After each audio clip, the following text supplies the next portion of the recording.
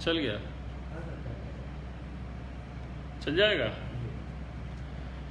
वागर्थाविव संपृक्तौ वागर्थ प्रतिपत्तये जगत पितरौ वंदे पार्वती परमेश्वरौ। मित्रों, ध्वन्यालोक प्रथम उद्योत के पाठ के अंतर्गत हम लोग 9वीं कारिका तक आ गए थे और 9वीं कारिका के अनंतर आज 10वीं कारिका के पाठ का अवसर उपस्थित है। 9वीं कारिका तक आचार्य आनंदवर्धन ने प्रतिमान अर्थ के उपस्थिति और उसके प्राधान्य से संबंधित समस्त तर्कों को प्रस्तुत किया और 10वीं कारिका में पुनः उसी पर विचार करते हुए आचार्य दूसरी दृष्टि से अपना तर्क प्रस्तुत करते हैं।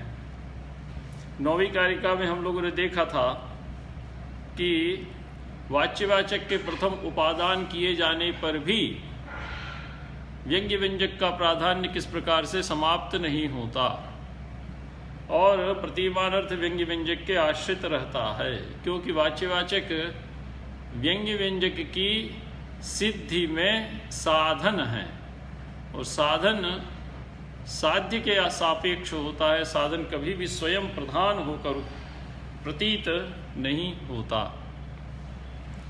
तो 10वीं कारिका में आचार्य विचार करते हुए कहते हैं, प्रतिपाद्यस्यापि तम दर्शयितुम आह। इसके पहले आचार्य ने कहा था प्रतिपादकस्य कविर व्यंग्यमर्थम प्रति व्यापारो दर्शितः। तो कवि का व्यंग्य अर्थ के प्रति प्रधान रूप से जो व्यापार है उसको दिखलाया गया है कि प्रत्येक कवि व्यंग्यार्थ के प्रति प्रधान रूप से व्यापार करता हुआ दिखलाई देता है। तो वाच्यवाचक के प्रति उसका जो आदर भाव है वो आदर भाव व्यंग्यार्थ की सिद्धि को लक्ष्य करके होता है, अर्थात वह वाच्यवाचक मात्र तक सीमित नहीं रहता। और इसमें इस कारिका में आचार्य ने प्रतिपाद्यस्यापि तम दर्शयितुम आह। तो ये जो वृत्ति है इस वृत्ति को समझना जरूरी है। तो यहाँ पर प्रतिपाद्य से तात्पर्य है व्यंग्यार्थस्य और तम से तात्पर्य है व्यापारम। प्रतिपादकस्य कविर व्यंग्यमर्थम प्रति व्यापारो दर्शितः। इसी के क्रम में यदि हम इस पंक्ति पर विचार करते हैं तो प्रतिपाद्यस्यापि तम व्यापारम दर्शयितुम आह। व्यापार कैसा? वाच्यार्थ प्रतीति पूर्वकम व्यापारम दर्शयितुम आह। प्रतिपाद्यस्य अर्थात व्यंग्यार्थस्य। देखिए, कारिका है 10वीं। यथा पदार्थद्वारेण वाक्यार्थ संप्रतीयते वाच्यार्थ पूर्विका तद्वत् प्रतिपत्तस्य वस्तुनः। इसमें देखिए, ध्यान दीजिए कि तस्य वस्तुनः प्रतिपत्। तो तस्य से तात्पर्य है यहाँ पर प्रतीयमानस्य। तस्य वस्तुनः, तस्य अर्थात प्रतीयमानभूतस्य काव्यात्मभूतस्य वस्तुनः प्रधानभूतस्य तत्वस्य प्रतिपत् अर्थात ज्ञानम कीदृशी भवति? तो वाच्यार्थ पूर्विका भवति। तो उसमें एक दृष्टांत दिया आचार्य ने, यथा पदार्थद्वारेण वाक्यार्थ संप्रतीयते। पदार्थ के माध्यम से वाक्यार्थ की प्रतीति होती है। ये तो हम सभी जानते हैं कि वाक्यार्थ की प्रतीति के लिए पदार्थों का संसर्ग अपेक्षित होता है। तो आकांक्षा योग्यता सन्निधिवशात वक्ष्यमाण स्वरूपाणाम पदार्थानाम समन्वये विशेष वपुर पदार्थों भी वाक्यार्थ, आचार्य मम्मट ने कहा था। तो वाक्यार्थ वस्तुतः होता है पदार्थों का संसर्ग रूप। तो प्रत्येक पद से उसका अर्थ विदित होता है। फिर आकांक्षा योग्यता और सन्निधि, ये जो पदों का सामर्थ्य है, इस पदों के सामर्थ्य, ये बात अगली कारिका में आचार्य कहेंगे। इन पदों के सामर्थ्य के माध्यम से हम वाक्यार्थ की प्रतीति करते हैं। तो पदार्थ होता है अनन्वितार्थ और वाक्यार्थ होता है अन्वितार्थ। यह आप ध्यान रख लीजिए। और वाक्यार्थ पदार्थ नहीं होता, विशेष वपुर अपरार्थो भी वाक्यार्थ समुल्लसति। आचार्य मम्मट ने कहा था कि विशेष वपुः और अपदार्थ वाक्यार्थ। विशेष वपु इसलिए कहा क्योंकि वो किसी पद का अर्थ नहीं होता है, प्रत्येक पद का सम्मिलित होता है। तो पदार्थद्वारेण, द्वारेण अर्थात पदार्थस्य माध्यमेन, पदार्थस्य बलेन यथा वाक्यार्थ संप्रतीयते। तो पदार्थ से जैसे हम वाक्यार्थ की प्रतीति करते हैं, उसी प्रकार से वाच्यार्थ पूर्विका तद्वत् प्रतिपत्तस्य वस्तुनः, तस्य वस्तुनः अर्थात काव्यात्मभूतस्य प्रतीयमानस्यार्थस्य। वस्तु शब्द से यहाँ पर है, जो आचार्य ने इसके पहले कहा था, काव्यार्थ तत्व, काव्यार्थ तत्वज्ञैरेव केवलम। ठीक है, तो काव्य का जो हो तत्वभूत अर्थ है, उसकी जो प्रतिपत्ति है अर्थात उसका जो ज्ञान है, वो वाच्यार्थ पूर्विका भवति। तद्वत्, तद्वत् मतलब तत्सदृशः या तत्सदृशम, तस्य वस्तुनः काव्य तत्वार्थभूतस्य प्रतीयमानार्थस्य प्रतिपत् ज्ञानम वाच्यार्थ पूर्विका भवति। प्रतिपत् शब्द स्त्रीलिंग में है, प्रथमा विभक्ति एक वचन में, इसीलिए वाच्यार्थ पूर्विका का विशेषण बन जाएगा। कहीं कहीं लोग कहते हैं कि इसको प्रतिपत्ति ही होना चाहिए था।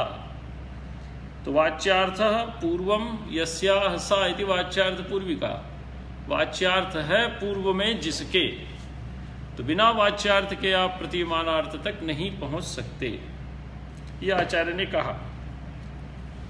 देखिए, यथा ही पदार्थद्वारेण वाक्यार्थावगमः तथा वाच्यार्थ प्रतीति पूर्विका व्यंग्यस्यार्थस्य प्रतिपत्ति। यही बात वृत्ति में आचार्य ने कही कि जैसे पदार्थ के माध्यम से हम वाक्यार्थ तक पहुँचते हैं, उसी प्रकार वाच्यार्थ की प्रतीति के पूर्वक अर्थात पूर्व में वाच्यार्थ की प्रतीति करते हुए हम व्यंग्यार्थ तक पहुँचते हैं। तो व्यंग्यार्थस्य प्रतिपत्ति। अब लोचन में जब हम विचार करते हैं तो देखिए, प्रतिपदिति भावे क्विप, प्रतिपद में जो प्रत्यय हुआ है क्विप प्रत्यय, वो भाव में हुआ है, अर्थात ज्ञानम कस्य वस्तुनः, तो कीदृशस्य, तो प्रधानभूतस्य काव्य तत्वार्थभूतस्य काव्यात्मभूतस्य प्रतीयमानभूतस्य। ठीक है, तो प्रतिपदिति भावे क्विप। अब नीचे आचार्य विचार कर रहे हैं, तस्य वस्तुना इति व्यंग्य रूपस्य सारस्येत्यर्थः। तस्य वस्तुना से तात्पर्य है जो व्यंग्य रूप कविता का सारभूत अर्थ है। व्यंग्य रूप अर्थ से तात्पर्य है वो प्रतीत तो होता है वाच्यवाचक से, लेकिन उसका वाचक कोई शब्द उस कविता में उपस्थित नहीं होता, उसका वाचक शब्द वहां नहीं उपस्थित है, लेकिन वो प्रतीत होता है उन्हीं शब्दों के माध्यम से। तो वस्तुना यदि व्यंग्य रूपस्य सारस्येत्य, तो व्यंग्य रूपी जो अर्थ है वही कविता का सार होता है। अनेन श्लोकेन अत्यंत सहृदयो यो न भवति तस्यैव स्फुट संवेद्येव क्रमः यथा अत्यंत शब्दवृत्तज्ञो यो न भवति तस्य पदार्थ वाक्यार्थ क्रमः। आचार्य कहते हैं कि जो अत्यंत सहृदय नहीं होता है, अर्थात कविता को समझने का संस्कार जिसका नहीं होता है, उसके लिए यो न भवति तस्यैव स्फुट संवेद्य एव क्रमः। तो वाच्यार्थ और व्यंग्यार्थ का जो क्रम है वो उसके लिए अलग अलग दिखलाई देता है। स्फुट संवेद्य एव, स्फुट अर्थात वाच्यस्य प्रतीति एवंच व्यंग्यस्य प्रतीति क्रमेण भवति। तो स्फुट संवेद्य एव क्रमः, तो वाच्य व्यंग्ययोः प्रतीतेः यः क्रमः स तु स्फुट संवेद्यः। यथा अत्यंत शब्दवृत्तज्ञो निरुभवति तस्य पदार्थ वाक्यार्थ क्रमः। जैसे जो अत्यंत शब्द वृत्तज्ञ नहीं होता है, अर्थात जो व्यक्ति शब्द के व्यवहार को नहीं जानता है, ऐसे व्यक्ति के लिए पदार्थ और वाक्यार्थ का क्रम अलग अलग दिखाई देता है। लेकिन जो व्यक्ति शब्द वृत्तज्ञ होता है, अत्यंत शब्द वृत्तज्ञ होता है, उसको पास उसकी बुद्धि में पदार्थ के ज्ञान के साथ ही वाक्यार्थ का ज्ञान अपने आप हो जाता है। ऐसा नहीं है कि वो पदार्थ का ज्ञान पहले करे तदनंतर वाक्यार्थ का ज्ञान करे। तो पदार्थ और वाक्यार्थ जैसे हैं वैसे ही वाच्यार्थ और प्रतीयमानार्थ हुआ करते हैं। वाच्यार्थ और प्रतीयमानार्थ, वाच्यार्थ है पदार्थ स्थानीय और प्रतीयमानार्थ है आपका जो है सो वाक्यार्थ स्थानीय है। तो ये दोनों एक दृष्टांत के माध्यम से आचार्य ने यहाँ पर इस बात को प्रस्तुत किया है। तो यथा अत्यंत शब्द वृत्तज्ञो न भवति तस्य पदार्थ वाक्यार्थ क्रम। यदि आप शब्द वृत्तज्ञ नहीं हैं, शब्द के स्वरूप को नहीं समझते हैं, तब आपको पदार्थ का ज्ञान पहले करना पड़ेगा, तदनंतर वाक्यार्थ का ज्ञान करना पड़ेगा, या पदार्थ और वाक्यार्थ का पृथक क्रम आपको विदित होगा। लेकिन यदि आप शब्द वृत्तज्ञ हैं तो पदार्थक ज्ञान के अनंतर जो वाक्यार्थ की प्रतीति होती है उसमें कोई क्रम आपको प्रतीत होता हुआ दिखलाई नहीं देता। इसी प्रकार एक और आचार्य दृष्टांत देते हुए कहते हैं कि काष्ठा प्राप्त सहृदय भावस्य तु वाक्य वृत्त कुशलस्यैव सन्नपि क्रमो अभ्यस्तानुमाना विना भाव स्मृत्यादि असंवेद्य इति दर्शितम। देखिए इसमें अंत में दी हुई ये क्रिया स्मृत्यादिवत असंवेद्य इति दर्शितम।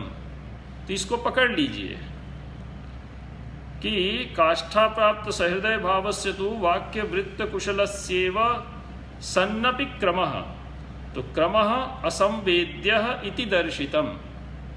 तो यहाँ पर असंवेद्यः जो है इसको जोड़ लीजिए क्रम के साथ। तो किसका क्रम? वाच्य प्रतीयमानयोः क्रमः। तो किसके लिए? तो काष्ठा प्राप्त सहृदय भावस्य तु वाक्य वृत्त कुशलस्यैव। तो काष्ठा का अर्थ है उत्कर्ष। पराकाष्ठा, पराकाष्ठा शब्द हमारे यहाँ प्रयुक्त होता है। पराकाष्ठा का अर्थ होता है अंतिम सीमा।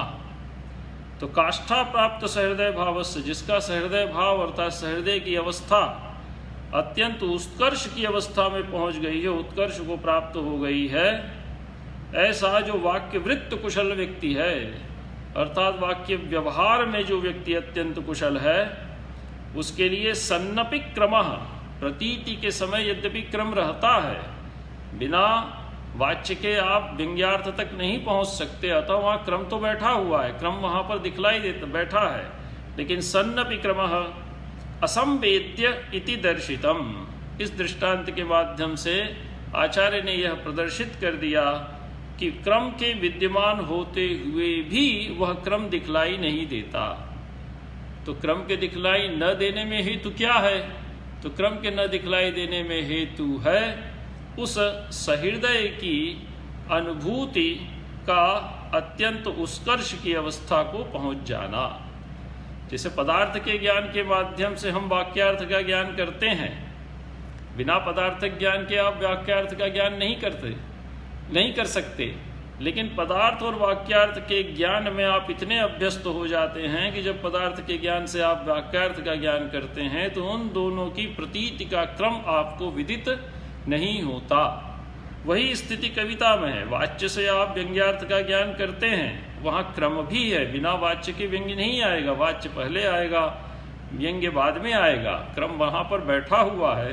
लेकिन आपने इतनी अधिक सहृदयता को अर्जित कर लिया है, आपकी जो सहृदयता है अर्थात काव्य के रसास्वाद की जो योग्यता है वो इतनी उत्कर्ष को प्राप्त हो गई है कि वाच्य और व्यंग्य का क्रम यद्यपि वहाँ विद्यमान रहता है तथापि वह असंवेद्य हो जाता है, बैठा हुआ भी वो क्रम आपको दिखलाई नहीं देता।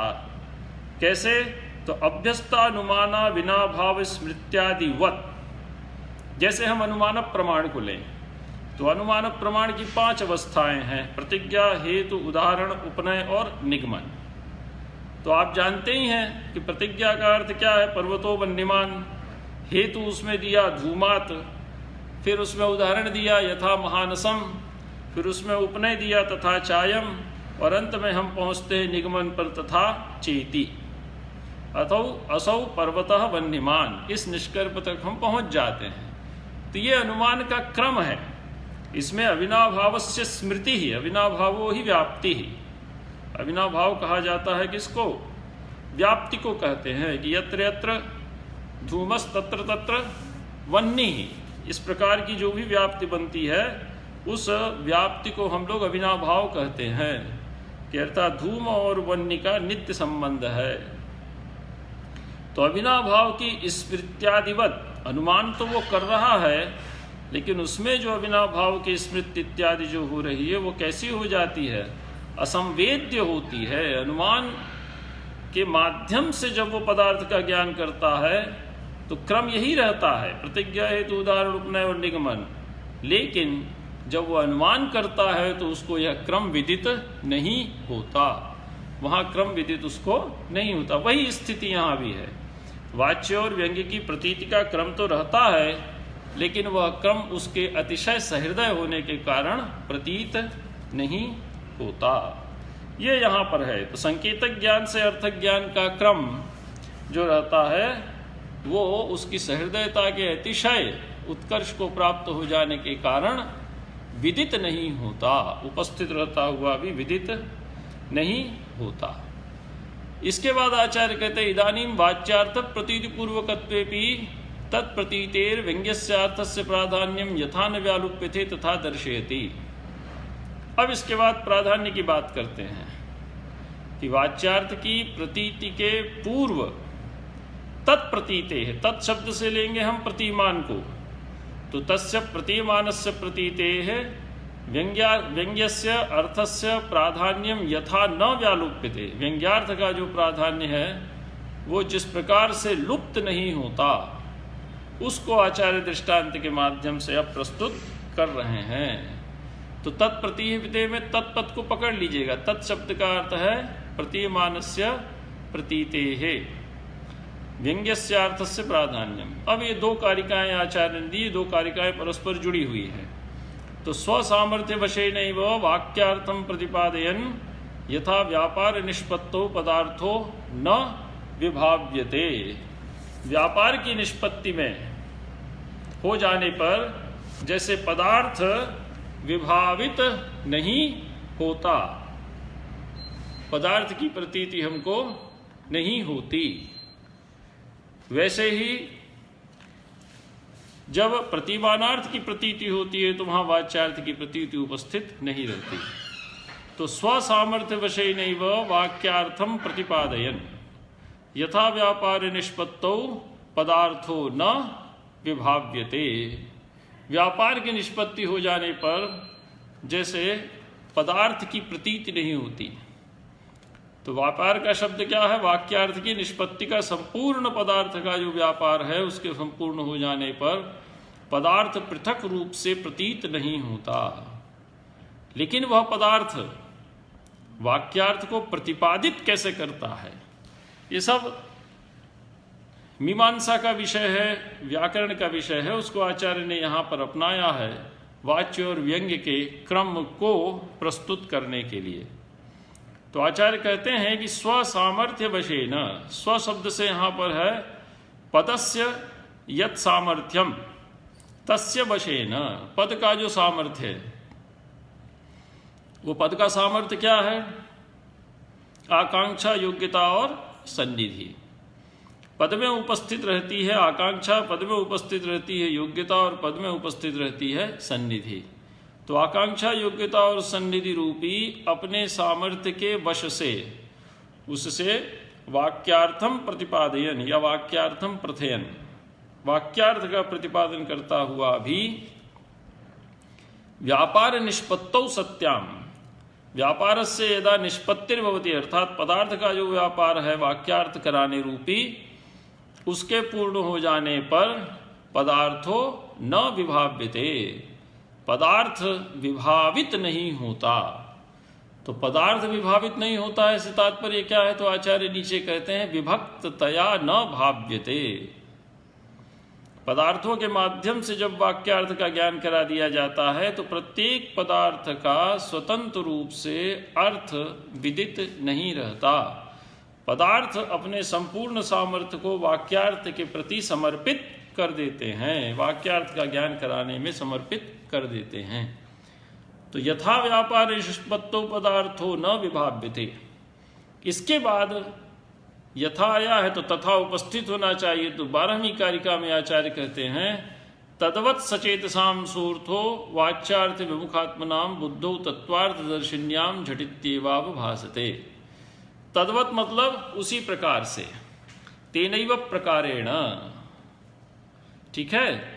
सोऽर्थः अवभासते, एकदम अंत में आया है, देखिए क्रियापद अवभासते। कहाँ अवभासते? सोऽर्थः अवभासते। सोऽर्थः से तात्पर्य है वह प्रतीयमानार्थ काव्यात्मभूतः, काव्य तत्वार्थभूतः, काव्य का जो प्रधानभूत तत्व है प्रतीयमानार्थ, वह प्रतीयमानार्थ अवभासते अर्थात प्रकाशित होता है। कुत्र अवभासते? तो बुद्धौ अवभासते, बुद्धि में अवभासित होता है। केशाम बुद्धौ? तो सचेतसाम। और कैसी बुद्धि है? तो उसके लिए आचार्य ने एक विशेषण दिया, तत्वार्थ दर्शिन्याम बुद्धौ, और एक विशेषण सचेतसाम का षष्ठ्यंत बहुवचनांत दिया है, षष्ठी विभक्ति बहुवचनांत, वाच्यार्थ विमुखात्मनाम। तो बुद्धि कैसी होनी चाहिए उनकी? तत्वार्थ दर्शिनी। और जो व्यक्ति उस प्रतीयमानार्थ का ज्ञान करने के लिए प्रवृत्त हो रहा है, उस व्यक्ति में भी योग्यता होनी चाहिए। तो वो योग्यता क्या है? तो वो है वाच्यार्थ विमुखात्मनाम, अर्थात वाच्यार्थ मात्र से उसको संतुष्टि नहीं होनी चाहिए। विमुख शब्द का अर्थ है वाच्यार्थ ज्ञान मात्रेण येषाम विश्रांतिर्न भवति, आगे आचार्य लोचन में कहेंगे। तो वाच्यार्थे विमुखः आत्मा येषाम तेषाम। तो वाच्यार्थ का अर्थ है जो संकेतितार्थ है, तो संकेतितार्थ का ज्ञान करने मात्र से जो विश्रांति को नहीं प्राप्त कर लेते, पूर्ण संतोष को नहीं प्राप्त कर लेते, ऐसे जो सचेतस व्यक्ति हैं, सचेतसाम अर्थात सहृदयानाम बुद्धौ सोऽर्थः अवभासते। लेकिन कैसी बुद्धि? तो तत्वार्थ दर्शिन्याम। ठीक है, तो सचेतस की योग्यता बतला दी कि वो वाच्यार्थ से आगे बढ़कर किसी व्यंग्यार्थ के प्रति उन्मुख रहता है, और दूसरा यह है कि उस व्यंग्यार्थ को पकड़ने की योग्यता भी उसमें होनी चाहिए। तो वो योग्यता उसमें कहाँ होगी? तो उसकी बुद्धि में होगी। और बुद्धि कैसी होनी चाहिए? उसकी तत्वार्थ दर्शनी होनी चाहिए। तो तत्वभूतः सारभूतः यह अर्थः तम दर्शितुम शीलम यस्याह सा तस्यामिति तत्वार्थ दर्शिन्याम। जो कविता का सारभूत अर्थ है प्रतीयमानार्थ रस, उस प्रतीयमानार्थ या व्यंग्य रूपी जो अर्थ है, उस व्यर्थ को देखने की इच्छा रखने वाली।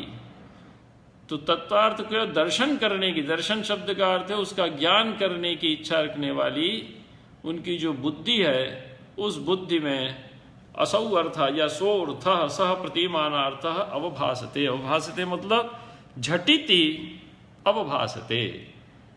उनकी यदि तत्वार्थ दर्शनी बुद्धि होगी तो उनको अनायासी बिना प्रयास के ही वह प्रतीयमानार्थ विदित हो जाएगा। ठीक है, अब इसी को आप नीचे लोचन में और देख सकते हैं कि यथा स्व सामर्थ्य वशे नैव। स्व शब्द का अर्थ ले लीजिए। स्व शब्द का अर्थ है पदार्थ सामर्थ्यम, पदार्थस्य सामर्थ्यम, और तद वशे नैव तद बले नैव वाक्यार्थम प्रकाशयन्यपि, वाक्यार्थ का प्रकाशन करता हुआ भी पदार्थो व्यापार निष्पत्तौ न विभाव्यते न भाव्यते। तो यहाँ प्रकाशित कौन कर रहा है? वाक्यार्थ का प्रकाशन करने वाला कौन है? तो वाक्यार्थ का प्रकाशन करने वाला है पदार्थ। प्रत्येक पद का जो अपना संकेतितार्थ है।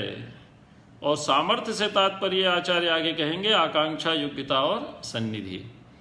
तो स्व अर्थात पदार्थस्य यत् सामर्थ्यम तद्वशेनैव वाक्यार्थम, जो संसर्ग रूपी या अन्वय रूपी जो वाक्यार्थ है उसका प्रकाशयन प्रकाशित करता हुआ भी पदार्थ, यद्यपि वो वाक्यार्थ को प्रकाशित कर रहा है, लेकिन पदार्थ वाक्यार्थ को प्रकाशित करता हुए पदार्थो व्यापार निष्पत्तौ न विभाव्यते। जब वाक्यार्थ की सिद्धि का पदार्थ का संपूर्ण व्यापार संपन्न हो गया तो वो पदार्थ स्वतंत्र रूप से अन्वित होता हुआ दिखलाई नहीं देता। यहाँ पर भाव्यते विभाव्यते शब्द का अर्थ है विभक्ततया न भाव्यते। विभक्ततया अर्थात वाक्यार्थ से अलग होकर वह प्रतीत नहीं होता। फिर लोचन में जब हम आते हैं और फिर उसके बाद तद्वत कारिका नीचे की उसको आप जोड़ लीजिए। तो लोचन में आचार्य कहते हैं न व्यालुप्यते इति प्राधान्यादेव तत् पर्यंतानुसरण रण रणकत्वरिता मध्ये विश्रांतिं न कुर्वते इति क्रमस्य सतोप्य लक्षणम प्राधान्ये हेतु। देखिए, पदार्थ से वाक्यार्थ की जब प्रतीति होती है तो ऐसा नहीं है कि क्रम नष्ट हो जाता है, क्रम रहता है। पदार्थ का जो क्रम है वहाँ उपस्थित रहता है, लेकिन वह क्रम प्रतीत नहीं होता। क्यों नहीं प्रतीत होता? क्योंकि आपका पदार्थ से वाक्यार्थ का ज्ञान करने का अभ्यास इतना अधिक बन गया है कि आप पदार्थ का ज्ञान करते ही वाक्यार्थ तक पहुंच जाते हैं। ठीक है, तो प्राधान्यादेव तत्पर्यंतानुसरण रण रणकत्वरिता मध्ये विश्रांतिम न कुरुते, अर्थात आपकी जिज्ञासा बनी रहती है। जब तक आप वाक्यार्थ तक नहीं पहुंचते हैं तब तक उन पदार्थों के परस्पर संसर्ग की जिज्ञासा आपकी बनी रहती है। विश्रांतिम न कुर्वते, आपकी जो जिज्ञासा है वो विश्रांति को प्राप्त नहीं करती।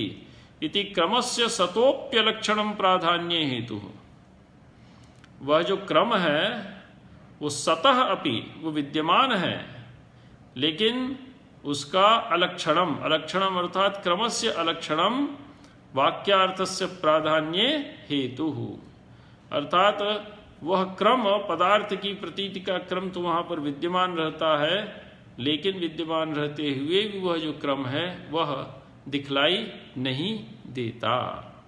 इसीलिए प्राधान्य किसका होता है? वाक्यार्थ का होता है, पदार्थ का प्राधान्य नहीं होता। उसी प्रकार व्यंग्यार्थ की प्रतीति में प्राधान्य वाच्यार्थ का होता है, व्यंग्यार्थ का नहीं होता। तो स्वसामर्थ्यम, स्व शब्द से लेंगे पदस्य, सामर्थ्यम, सामर्थ्यम का अर्थ है पदस्य ये धर्मा सन्ति आकांक्षा योग्यता सन्निधयः। ठीक है, और ये जो पद के धर्म हैं ये किसके नियामक हैं? तो एते धर्माः वाक्यार्थस्य नियामकाः भवन्ति। तो आकांक्षा शब्द का अर्थ आप जानते हैं, आकांक्षा शब्द का अर्थ होता है श्रोतुः जिज्ञासा रूपा। योग्यता का अर्थ होता है पदानाम अन्वयः, और सन्निधि का शब्द होता है आसक्ति ही। आसक्ति शब्द का अर्थ होता है सामीप्यम। सामीप्यम शब्द से तात्पर्य है बुद्धि का अविच्छेद, अर्थात आपने कहा रामः गच्छति, तो रामः करके यदि आप रुक जाएंगे तो आकांक्षा बनी रहेगी कि रामः पठति, रामः लिखति, रामः भुंक्ते, क्या कर रहा है, यह आपके मन में जिज्ञासा बनी रहेगी। लेकिन यदि आप रामः गच्छति कर देते हैं, रामः पठति कह देते हैं, तो आपकी जिज्ञासा पूरी हो जाएगी कि रामः ये करता है और इसमें गमनक क्रिया उपस्थित है, तो गमनक क्रिया से युक्त है राम।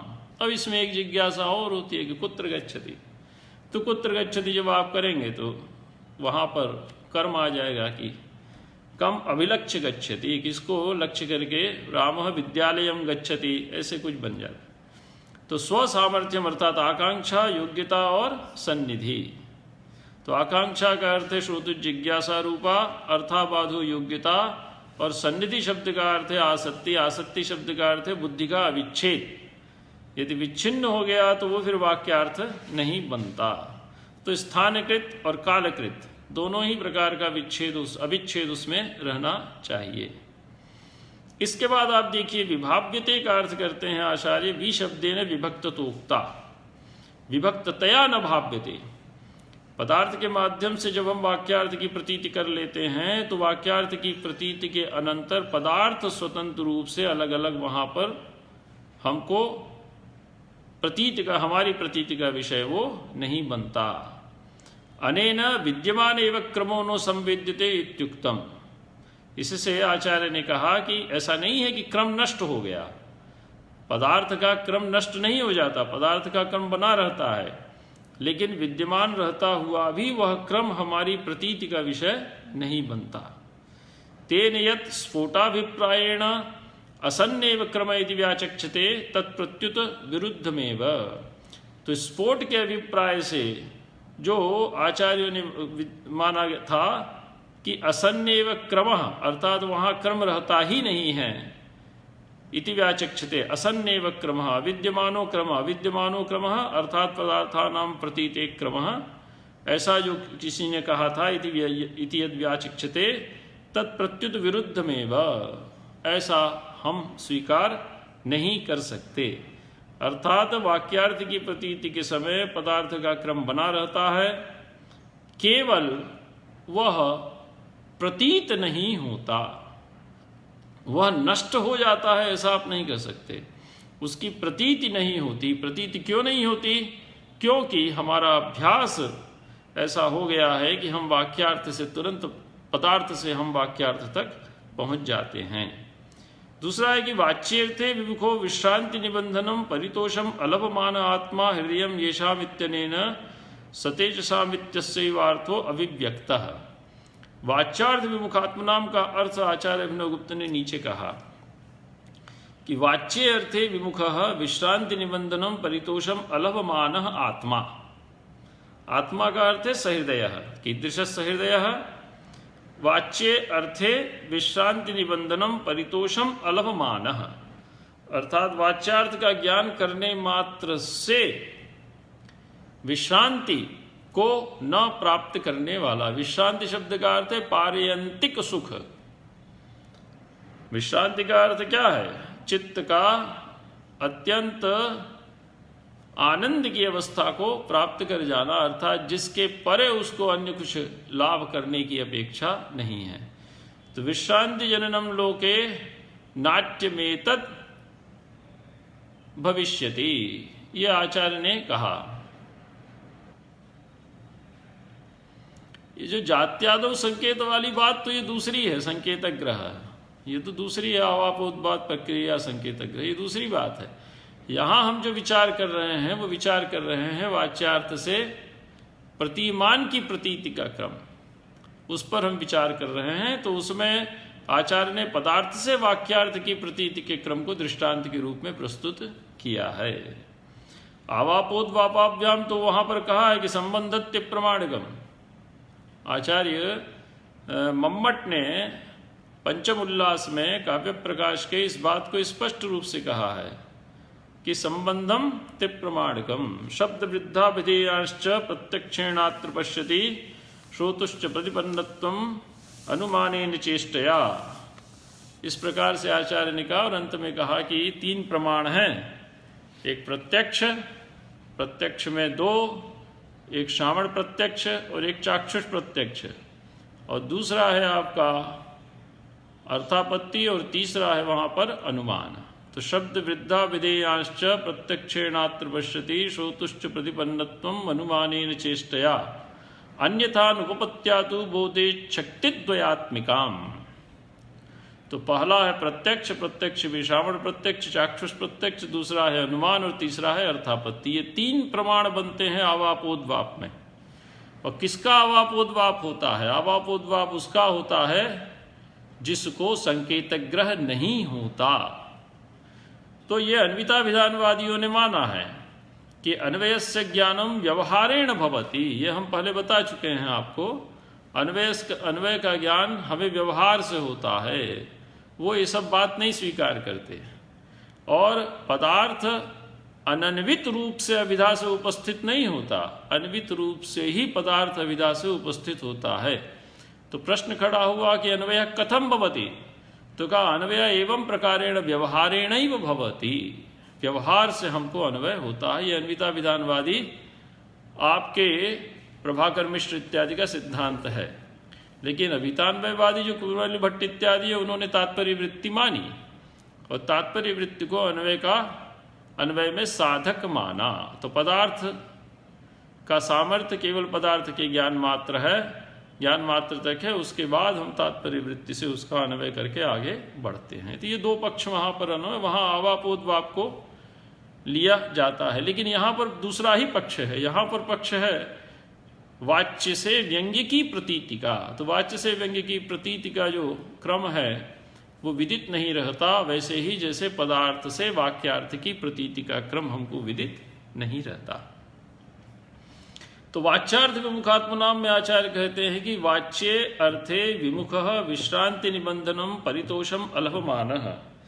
वाच्यार्थ का ज्ञान करने मात्र से जिसका चित्त पार्यंतिक अनुभूति तक नहीं पहुंच जाता, ऐसा परितोषम अल्पमानः आत्मा, आत्मा अर्थात सहृदयस्य सहृदयः, हृदयम येषाम इति आत्मा अर्थात हृदयम येषाम इत्यनेन सचेतसाम इत्यस्यैव अर्थो अभिव्यक्तः।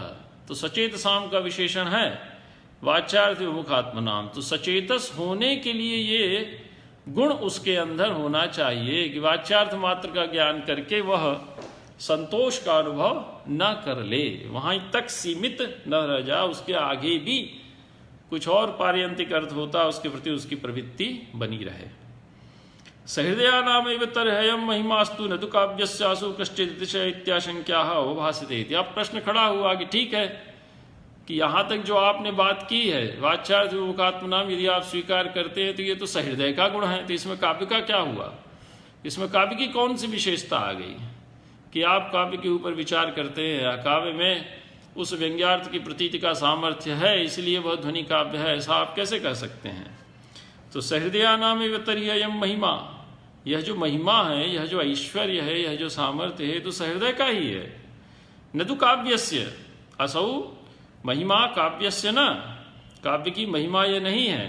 कश्चित अतिशय न तो काव्यस्य असौ कश्चित अतिशय इत्याशंक्य, ऐसी आशंका करके आचार्य ने जब ऐसी आशंका उत्पन्न होती है तो उस उत्पन्न होती हुई आशंका का समाधान करने के लिए आचार्य ने यहाँ पर अवभासते क्रिया का प्रयोग किया है। और आचार्य कहते हैं कि अतएव तृतीय उद्योते तेन अत्र विभक्ततया न भासते। तो आचार्य ने कहा कि यह विभक्त अर्थात अलग अलग प्रतीत नहीं होता, न तो वाच्यस्य सर्वथैव अनवभासः। तो दोनों ही बातें हैं कि पदार्थ से जब आप वाक्यार्थ का ज्ञान करते हैं तो पदार्थ विभक्त रूप से ज्ञात नहीं होता, लेकिन ऐसा आप नहीं कहते कि पदार्थ का जो क्रम है वो नष्ट हो गया। पदार्थ का क्रम वहां पर विदित नहीं होता, पदार्थ वहां पर बना रहता है। उसी प्रकार यहाँ पर भी वाच्यार्थ से जब आप व्यंग्यार्थ की प्रतीति करते हैं तो उपस्थित होता हुआ भी वाच्यार्थ का क्रम व्यंग्यार्थ की प्रतीति के समय अवभासित नहीं होता। तो अवभासित नहीं होता का अर्थ यह है कि वह रहता तो है, उपस्थित तो है, केवल वो प्रतीत नहीं होता, यह आचार्य ने कहा। इसीलिए अतएव तृतीय उद्योते घट प्रदीप दृष्टान्त बलाद व्यंग्य प्रतीत कालेपि वाच्य प्रतीतिर न विघटते इति वक्ष्यति तेन सह अस्य ग्रंथस्य न विरोधः। देखिए तृतीय उद्योत की जो 33वीं कारिका है उस 33वीं कारिका में आचार्य ने विस्तार के साथ इस विषय पर विचार किया है कि वाच्य और व्यंग्य का क्या संबंध है। तो गुणगुणी भाव मान लीजिए, तो गुणगुणी भाव मानेंगे तो अभिनव भाव मानना पड़ेगा, अर्थात सभी को उसका ज्ञान होने लगेगा। और रत्न जात्यादि यदि मान लेंगे, रत्न जात्यादि संबंध मान लेंगे, अर्थात रत्न और तद्गत जातिका यदि संबंध मान लेंगे तो उसमें भी अविच्छेद है। गुणगुणी भाव मानेंगे तो सभी को रसानुभूति होने लगेगी, जबकि सभी को रसानुभूति नहीं होती। रसानुभूति के लिए हमें सहृदय होना, एक गुण होना वहाँ पर अपेक्षित है। तो फिर इन्होंने माना कि ठीक है, घट प्रदीपन न्याय से हम वाच्य और प्रतीति, वाच्य और व्यंग्य की उपस्थिति को स्वीकार कर लेते हैं। तो घट प्रदीपन न्याय क्या है कि घट अंधेरे कमरे में रखा हुआ है और प्रदीप के माध्यम से जब प्रकाश उपस्थित होता है तो घट अवभासित होने लगता है। तो घट में प्रदीप को पैदा करने की शक्ति नहीं है, अपितु घट में प्रदीप का ज्ञान कराने की शक्ति है। तो वो ज्ञापक हेतु है, वो कारक हेतु नहीं है। कारक हेतु तो उसका है मृत्तिका इत्यादि। तो घट का ज्ञापक हेतु बनता है कौन? प्रदीप। लेकिन जिस समय आपको घट का ज्ञान हो रहा है उस समय प्रदीप का ज्ञान नष्ट नहीं हो जाता, उस समय प्रदीप वहाँ पर उपस्थित रहता है। तो प्रदीप का ज्ञान हम कर रहे हैं, या प्रदीप का ग्रहण हम क्यों कर रहे हैं? हम प्रदीप का ग्रहण कर रहे हैं घट का ज्ञान करने के लिए। तो ऐसा नहीं है कि घटक ज्ञान होते समय प्रदीपक ज्ञान हट गया, प्रदीपक ज्ञान भी वहाँ पर बना रहता है। वैसे ही व्यंग्यार्थक ज्ञान का व्यंग्यार्थ का जब हमें ज्ञान होता है तो व्यंग्यार्थ प्रतीति काले वाच्यार्थ प्रतीतिर न विघटते, वो समाप्त नहीं हो जाती, वो बनी रहती है, केवल वो प्रतीत नहीं होती। क्यों नहीं प्रतीति होती है? क्योंकि तदपेक्षया व्यंग्यार्थस्य प्रतीते है अधिक चमत्कार कारित्वात्। उस वाच्यार्थ प्रतीति की अपेक्षा जो व्यंग्यार्थ की प्रतीति है वह अधिक चमत्कारकारी होती है, तो हमारा आकर्षण उसके प्रति हो जाता है। इसका तात्पर्य ये नहीं कि वाच्यार्थ की प्रतीति नष्ट हो जाती है। तो ये आचार्य ने कहा। कहते व तृतीय उद्योत की 33वीं कारिका में घट प्रदीप दृष्टांत बलात्, घट प्रदीप के दृष्टांत के बल से व्यंग्य प्रतीति काले भी, व्यंग्य की प्रतीति के समय भी वाच्यार्थ प्रतीति न विघटते, वाच्यार्थ की प्रतीति नहीं विघटित होती। तो घट प्रदीप दृष्टांत आपको स्पष्ट है कि प्रदीप स्वयं को व घट को दोनों को प्रकाशित करता है, लेकिन घट को प्रकाशित करते समय प्रदीप का जो ज्ञान है वो स्थगित नहीं हो जाता, प्रदीप का ज्ञान भी बना रहता है। वैसे ही वाच्य अर्थ प्रतीयमानार्थ को प्रकाशित करता है, लेकिन प्रतीयमानार्थ की प्रतीति के समय उसका ज्ञान नष्ट नहीं हो जाता, अपितु उसका ज्ञान बना रहता है। तो वाच्यार्थ का ज्ञान यदि नष्ट हो जाएगा तो व्यंग्यार्थ की प्रतीति बाधित हो सकती है। तो व्यंग्य प्रतीति काले भी, जिस समय आपको व्यंग्यार्थ की प्रतीति हो रही है उस समय वाच्य प्रतीतिर न विघटते, जैसे प्रदीप प्रतीतिर न विघटते, जैसे प्रदीप की प्रतीति न विघटते इति वक्ष्यते। तेन सह अर्थात तृतीय उद्योते यह विषय प्रकाशितः, तेन सह अस्य ग्रंथस्य अर्थात ध्वन्यालोकस्य कश्चन विरोधः नास्ति। ये यहाँ पर आचार्य ने कहा। तो घट प्रतीति काले प्रदीप प्रतीतिर यथा न विघटते तथैव व्यंग्य प्रतीति काले वाच्य प्रतीतिर न विघटते। वाच्य प्रतीतिर भवति, लेकिन अनुभव में वह नहीं आती है। इस चीज को आप विस्तार के साथ तीसरे उद्योत की 33वीं कारिका में देख सकते हैं। वहां आचार्य ने इस बात को बताया है। घट प्रदीप न्यायस्तयो, तयो मतलब वाच्य प्रतीयमानयो हो, यथैव ही प्रदीप द्वारेण घट प्रतीतौ उत्पन्नायाम, प्रदीप के माध्यम से जब घट प्रतीति उत्पन्न हो जाती है, न प्रदीप प्रकाशो निवर्तते, प्रदीप का प्रकाश वहां पर निवर्तित नहीं हो जाता, समाप्त नहीं हो जाता है। तद्वत वैसे ही व्यंग्य प्रतीतौ वाच्यावभासः, ठीक है। तो व्यंग्य प्रतीतौ वाच्यावभासः न निवर्तते, व्यंग्य की प्रतीति हो जाते, जब व्यंग्य की प्रतीति हो जाती है तो उस समय वाच्य का अवभास निवर्तित नहीं होता। यत्तु प्रथमोद्योते यथा पदार्थ द्वारणे इत्याद्युक्तम तदुपायत्व मात्रात् साम्य विवक्षया। इसी कारिका को वहां आचार्य ने कहा यथा पदार्थ द्वारेण वाक्यार्थ संप्रदीयते। तो घट प्रदीप न्याय यहाँ पर वाच्य और व्यंग्य की प्रतीति में स्पष्ट उपस्थित होता हुआ दिखलाई देता है। तो इस प्रकार से यह 12वीं कारिका तक आचार्य ने प्रतीयमान अर्थ का स्वरूप, उसका स्वभाव, उसका प्राधान्य, वाच्य से उसका भेद और उसके प्राधान्य का व्यालोपन किस प्रकार से नहीं रहता है, वो बना रहता है, इन सब बातों को विस्तार के साथ आचार्य ने 4वीं से लेकर 12वीं कारिका के बीच इन 9 कारिकाओं में उपस्थित किया है। इसके बाद आचार्य 13वीं कारिका में ध्वनि सामान्य का लक्षण लेते हैं। इसको हम ध्वनि सामान्य का लक्षण मानते हैं, वस्तुतः यह ध्वनि काव्य का लक्षण है, काव्य विशेषः ध्वनि ऐसा आचार्य ने माना है। तो उस पर हम अगली कक्षा से विचार करेंगे।